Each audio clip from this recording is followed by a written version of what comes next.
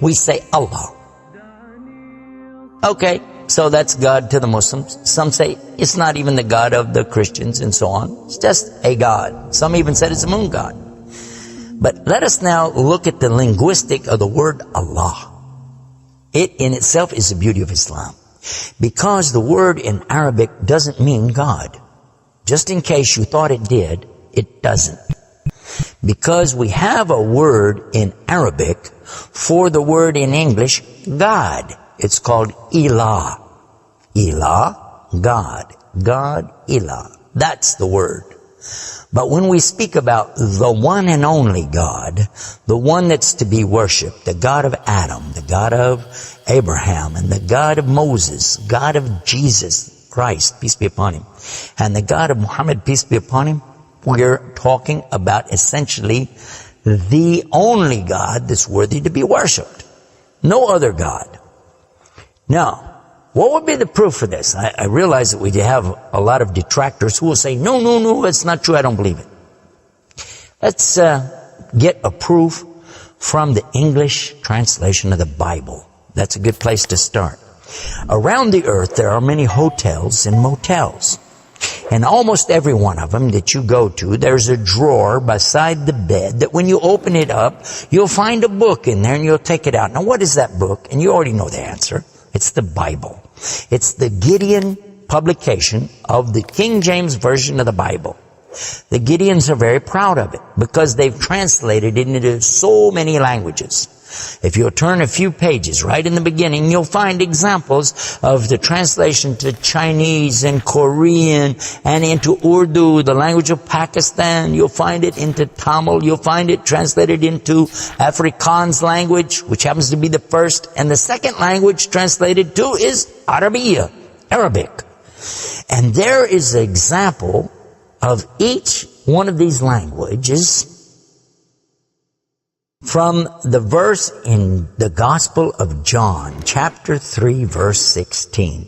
And you know it very well. For God so loved the world. That's how it begins. And if you look in the Arabic language, the example that they gave in that Bible, it says Allah.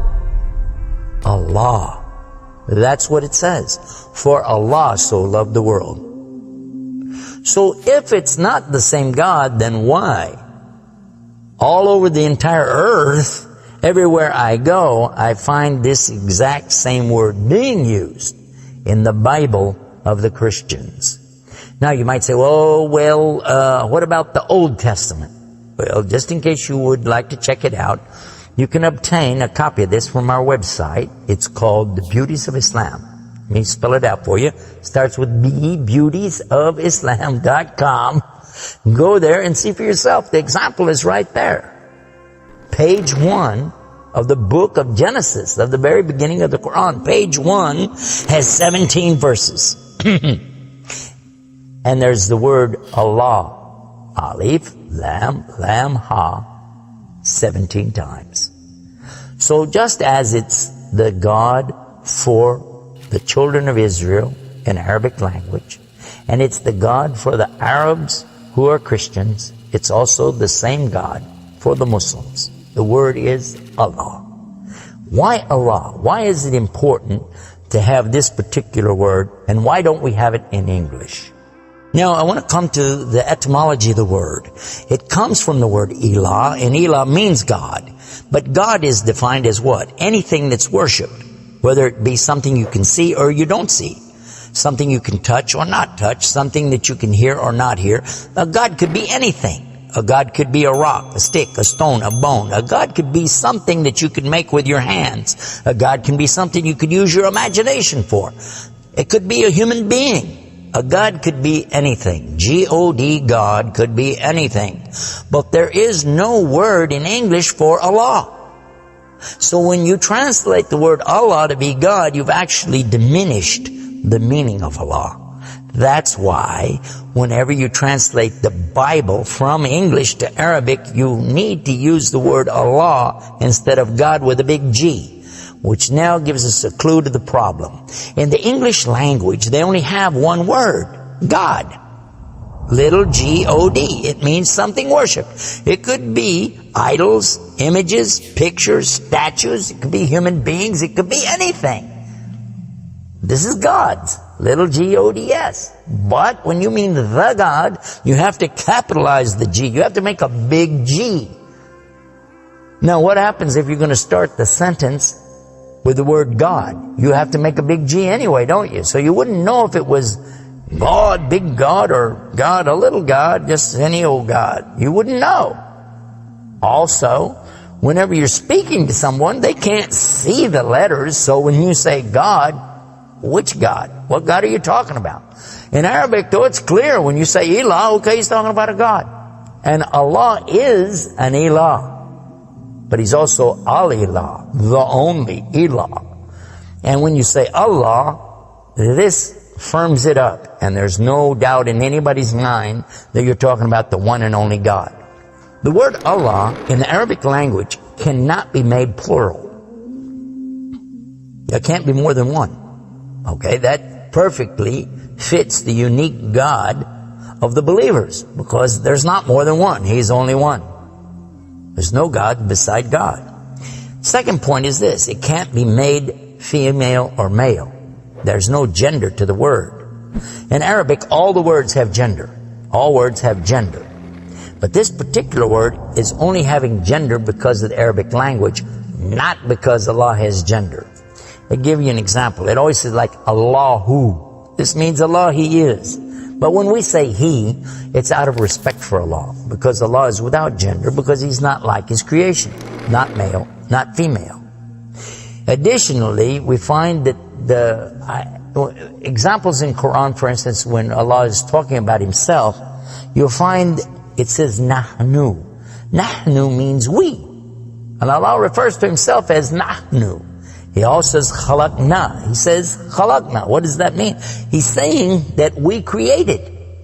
And throughout the Quran you find Allah referring to Himself as we, our, and us. And right away you're going to say, okay, if that's not plural, then what is? In fact, this is the royal we used by a king or a queen when they're giving decrees. We have it in English too, so you can understand. The king says, we decree the following, and he's talking about himself. It's the royal we. Now, I thought about this quite a bit, and I was trying to think, how could I give a better example? After all, most of us, myself included, never met a king, never met a queen, and so I'm not really familiar with that usage. Although it's there, I'm not sure what you're talking about. So then in studying the English language, we find that it's true that we do that when we speak to someone directly. Watch this. When I say, for instance, this cup. Okay. I would say, this is a cup.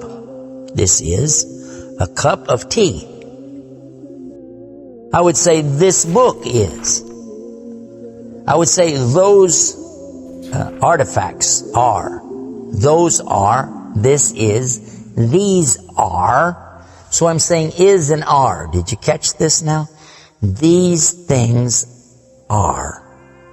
This is. Now when I speak to a human being, how do I do this? Well, I will say, you guys. All of you are. All of you are. A-R-E. But when I speak to somebody directly, do I say you is or you are? I will say you are. Why? Simply because this is the respect, honor, and dignity that I'm giving. There's no plural there. When I say to you, you are my friend. You are a lovely person. But why am I saying are? Why aren't I saying is? You is my friend. You is a lovely person. You'll say, man, this guy doesn't know English language. And in fact, that's how we can understand this usage of we and our when Allah is talking about Himself.